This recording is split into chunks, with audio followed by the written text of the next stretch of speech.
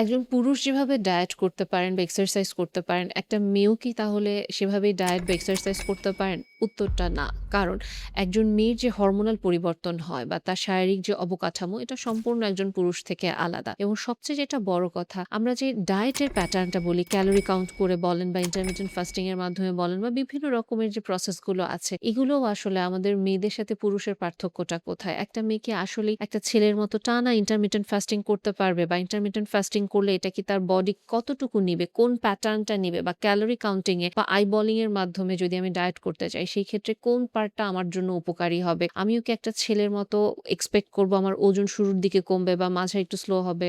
বা আমি আসলে কিভাবে কি এক্সপেক্ট করব আমার নিজের শরীরের জন্য? বা কি কারণে একটা ছেলে যেমন পুরো মাস জুড়ে সুন্দর এক্সারসাইজ করতে পারে। কিন্তু আমি আমার মান্থলি সাইকেল এর কারণে দেখা যাচ্ছে কখনো ফ্যাটিগ ফিল করছি, তো কখনো এক্সারসাইজই করতে ইচ্ছে করছে না বা ডায়েটটাও ফলো করতে পারছি না ক্রেভিং এর কারণে। সবকিছুর উত্তর জানতে পারবেন আমাদের গেট ফিট ফিমেল অনলি প্রোগ্রামটিতে, যেটা আমরা সম্পূর্ণ ডিজাইন করেছি মেয়েদের জন্য এবং মেয়েদের এইসব ব্যক্তিগত বিষয়গুলো নিয়ে আমরা ডিসকাস করে থাকি এবং আপনাকে অবশ্যই একটা আপনার নিজের পার্সোনালাইজড ডায়েট চার্ট দেয়া হবে ঘরোয়া খাবারের মাধ্যমে এবং আপনার এক্সারসাইজ এর জন্য আপনি পাবেন সপ্তাহে ৪ টি অনলাইন লাইভ ক্লাস, যেটা রেকর্ডেড ভার্সন থাকবে এবং আপনি দেশের যেকোনো প্রান্ত থেকে আমাদের সাথে জয়েন করতে পারবেন। পাশাপাশি সপ্তাহে আপনার প্রোগ্রেসকেও আমরা ট্র্যাক করব যে আপনি আসলে কেমন আছেন।